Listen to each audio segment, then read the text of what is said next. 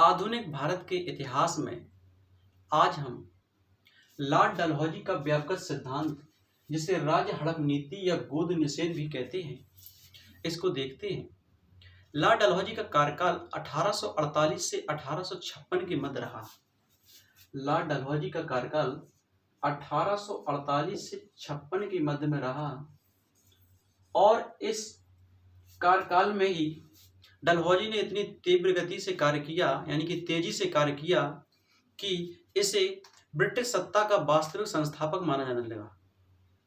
क्योंकि जो ब्रिटिश कंपनियां थीं, जो भारत में दो तरीके से अपने साम्राज्यवाद को विस्तार कर रही थीं, जिसमें पहला है अंग्रेजी कंपनियां।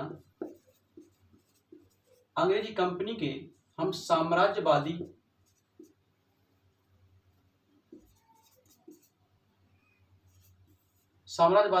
विस्तार को देखें तो हम दो भागों में बांट सकते हैं। पहला है युद्ध के माध्यम से। आपने देखा होगा कि जब 23 जून 1757 को प्लासी का युद्ध होता है, तो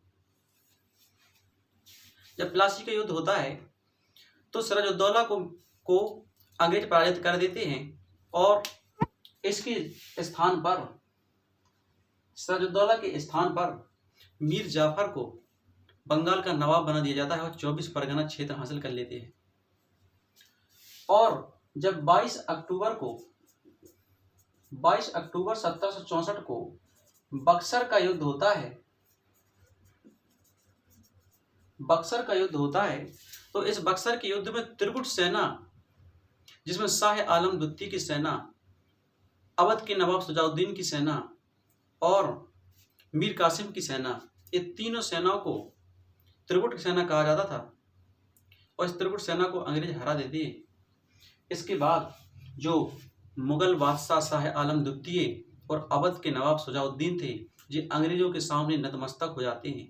फिर इन्हें इलाहाबाद की प्रथम संधि और इलाहाबाद की द्वितीय संधि की जाती है या इनके साथ की जाती है, और इसके लिए लंदन से, यानी कि ब्रिटेन से, लॉर्ड क्लाइव को बुलाया जाता है। और ये 12 अगस्त 1765 ईस्वी में शाह आलम द्वितीय के साथ इलाहाबाद की पहली संधि करते हैं और 16 अगस्त 1765 ईस्वी में लॉर्ड क्लाइव शुजाउद्दीन के साथ इलाहाबाद की दूसरी संधि करते हैं। और इस इलाहाबाद की पहली संधि में अंग्रेज बंगाल, बिहार और उड़ीसा की दीवानी अपने पास प्राप्त कर लेते हैं।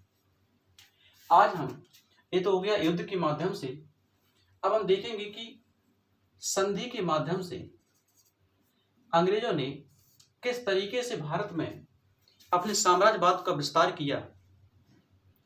यदि आप हमारे साथ जुड़े रहना चाहते हैं तो हमारा चैनल है study with Govind Singh, channel को लाइक करें, सब्सक्राइब करें। युद्ध के माध्यम से इसमें पहला है लॉर्ड बेलीजली की सहायक संधि। लॉर्ड बेलीजली की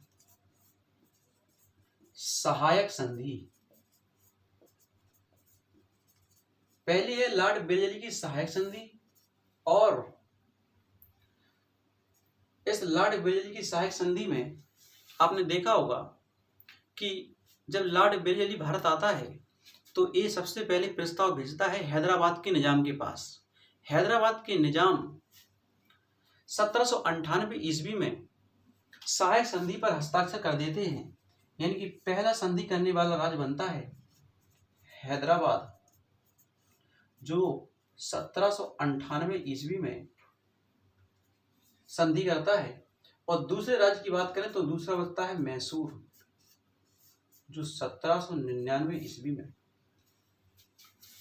अंग्रेजों ने जब हैदराबाद के पास प्रस्ताव भेजा तो हैदराबाद के नवाब निजाम ने ये प्रस्ताव स्वीकार कर लिया सहायक संधि का। इसके बाद ये प्रस्ताव भेजते हैं मैसूर के पास। मैसूर के शासक टीपू सुल्तान इस प्रस्ताव को मानने से मना कर देते हैं और चतुर्थ आंग्ल मैसूर युद्ध हो जाता है 1799 ईस्वी में, जिसमें टीपू सुल्तान की हत्या कर दी जाती है। इनकी हत्या के बाद एक अल्पायु बालक को बिठाकर सहायक संधि पर हस्ताक्षर करवा लिए जाते हैं। इसके बाद 1799 में मैसूर से सहायक संधि पर हस्ताक्षर करवा लिए जाते हैं। इसके बाद अवध, पेशवा, भोसले, नागपुर इन सभी प्रांतीय राज्यों के साथ सहायक संधि पर हस्ताक्षर करवा लिए जाते हैं और इस तरीके से लॉर्ड वेलेस्ली ने अपने साम्राज्य को विस्तार करने की कोशिश की। आज हम संधि के माध्यम से, पहली तो लॉर्ड वेलेस्ली की संधि है और आज देखेंगे लॉर्ड डलहौजी का व्यापक सिद्धांत या राजहड़प नीति। इसे हम यहां लिख दे रहे, लॉर्ड डलहौजी का व्यापक सिद्धांत, जिसे राजहड़प नीति या गोद निषेध भी कहते हैं। जब लॉर्ड डलहौजी 1848 में आया तो ये बहुत तेजी से अपने साम्राज्य को विस्तार करने के लिए बहुत तेजी से काम करने लगा। लॉर्ड डलहौजी के टाइम पे ही, यानी कि इनके टाइम पर ही द्वितीय आंग्ल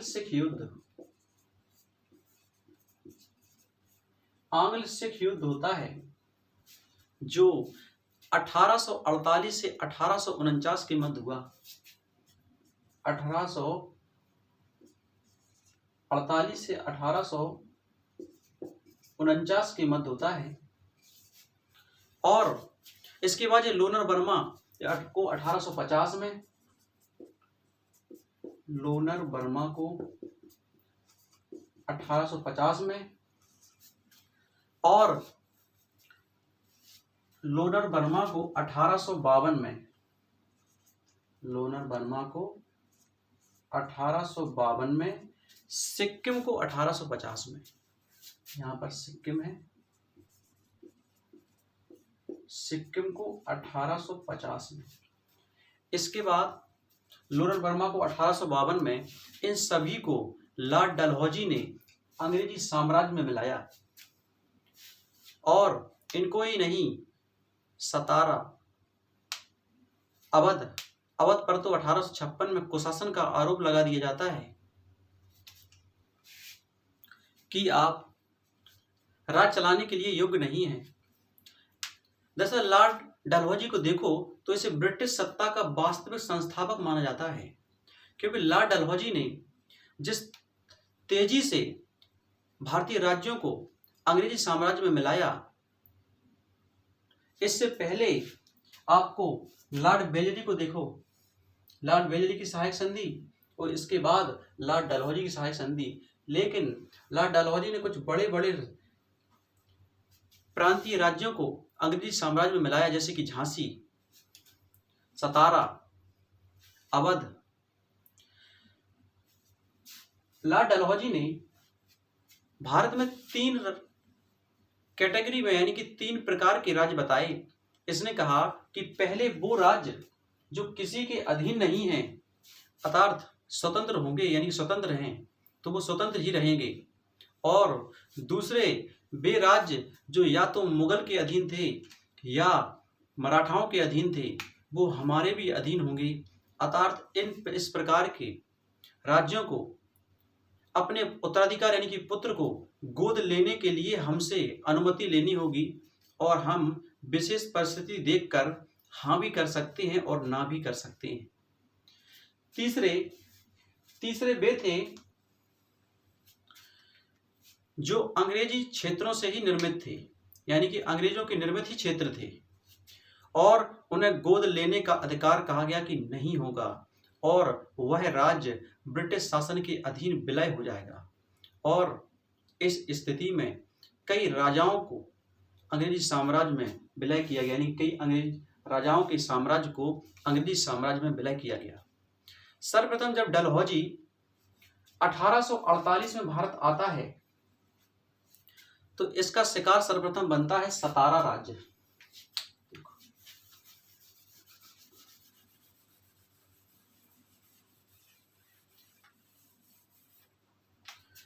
जब 1848 में आया तो सतारा राज्य प्रथम शिकार बनता है, प्रथम शिकार बनता है सतारा राज्य, क्योंकि वहां पर थे राजा, वहां के राजा थे जो अप्पा साहेब थे, जिनके कोई पुत्र नहीं था, और उन्होंने एक पुत्र गोद लिया और अंग्रेजों ने दत्तक पुत्र को पुत्र मानने से, यानी कि उत्तराधिकार मानने से मना कर देते हैं। यानी कि सतारा राज्य के जो राजा थे वो थे अप्पा साहेब।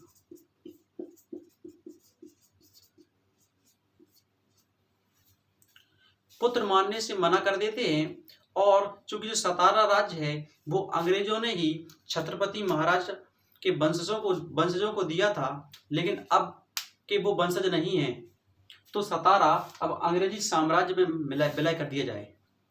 ये बात जब उठी, जबकि ये नियम लॉर्ड डलहौजी ने नहीं बनाए थे, यानी कि जो राज हड़प नीति के नियम हैं, ये नियम लॉर्ड डलहौजी ने नहीं बनाए थे, ये नियम बोर्ड ऑफ, यानी कि जो डायरेक्टर के थे, जो कोर्ट ऑफ डायरेक्टर था उसके थे।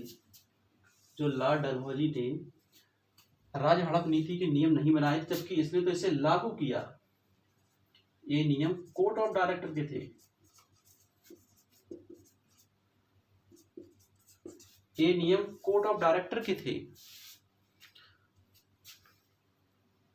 ये नियम कोर्ट ऑफ डायरेक्टर ने लॉन्च किए थे।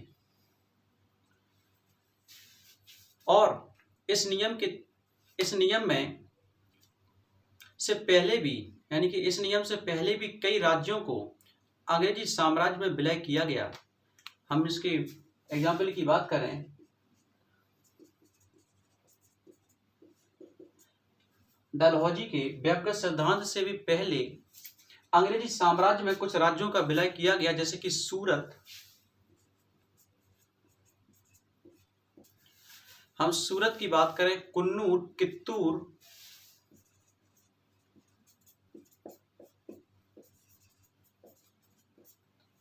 ये राज्य भी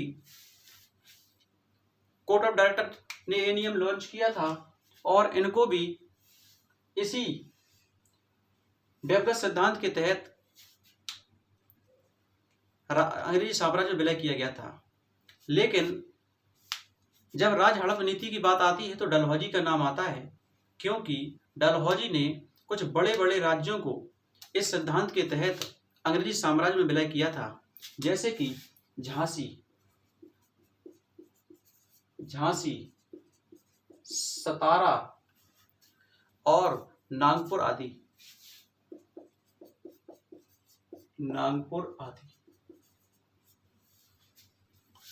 जैसे जब हम सहायक संधि की बात करते हैं तो लॉर्ड बेलेली का नाम आता है, और जैतपुर संभलपुर इसे 1849 ईस्वी में मिला लिया गया।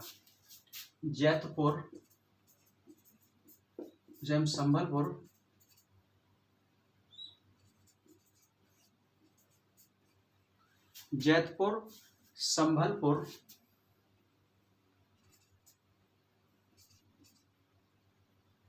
को 1849 ईस्वी में अंग्रेजी साम्राज्य में मिला लिया गया, और बघाट हिमाचल प्रदेश को 1850 में, उदयपुर को 1852 में,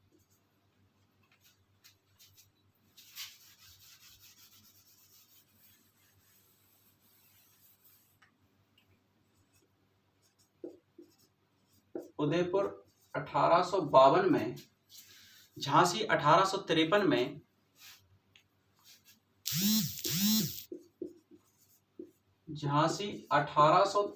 में, और नागपुर जो कि भोसले थे, नागपुर को 1854 में, और अवध पर तो कुशासन का आरोप लगा दिया जाता है कि आपको राज्य ही चलाना नहीं आता। अवध को 1856 में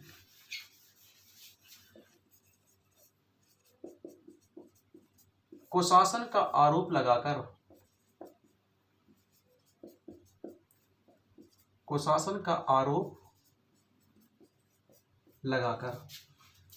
अवध पर कुशासन का आरोप लगा दिया जाता है, और जो बरार जो हैदराबाद में है का क्षेत्र था, इसे 1853 ईस्वी में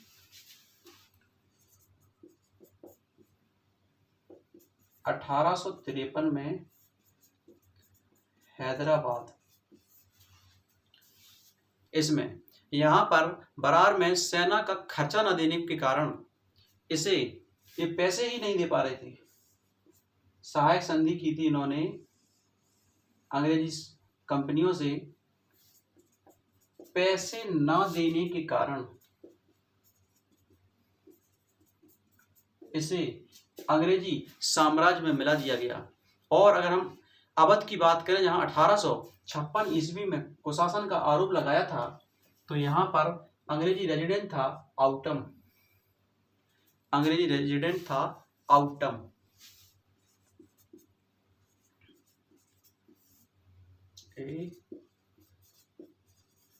अंग्रेजी रेजिडेंट,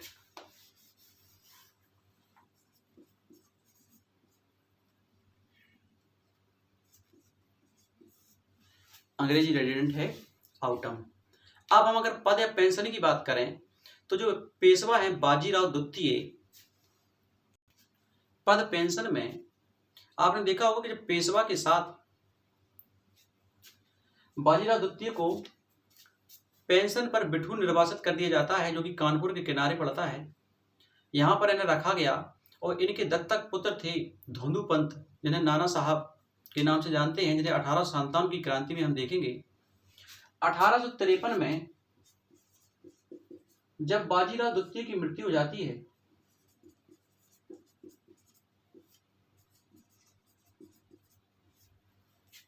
अंतिम मराठा पेशवा बाजीराव द्वितीय की मृत्यु हो जाती है, तो इनके दत्तक पुत्र को अंग्रेज पुत्र मानने से, यानी कि उत्तराधिकार मानने से मना कर देते हैं। इसके बाद जो 1857 की क्रांति के रूप में आपने देखा होगा कि जो कानपुर से नेतृत्व करते हैं, लेकिन अंग्रेजों से हार के बाद एक नेपाल भाग जाते हैं। और जब बाजीराव द्वितीय की 1853 में मृत्यु हो जाती है, तो जो धोंदू पंत है वो भी पेंशन की मांग करते हैं, लेकिन चूंकि हमने बताया कि अंग्रेज इन्हें उत्तराधिकार मानने से मना कर देते हैं, और कर्नाटक के नवाब से भी पदवी छीन ली जाती है। कर्नाटक के नवाब से,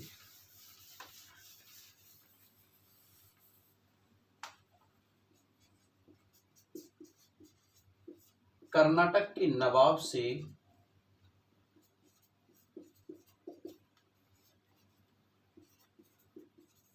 पदवी छीन ली जाती है, यानी कि कर्नाटक के नवाब का भी पद छीन लेते हैं, तंजौर के राजा से भी पदवी छीन लेते हैं। और एक और जगह की है,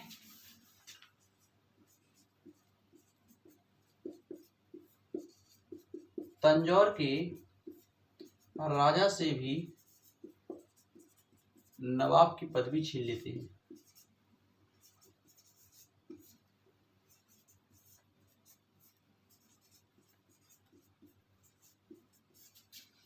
और इस समय दिल्ली के बादशाह हैं बहादुर शाह जफर द्वितीय। इनसे भी इनकी पदवी छीनने की कोशिश की जाती है, लेकिन डलहौजी इस काम में सफल नहीं हो सकते हैं। तो मिलते हैं नेक्स्ट वीडियो में, तब तक के लिए धन्यवाद। यदि आपको हमारी वीडियो अच्छी लगी हो तो चैनल को लाइक करें, सब्सक्राइब करें। धन्यवाद।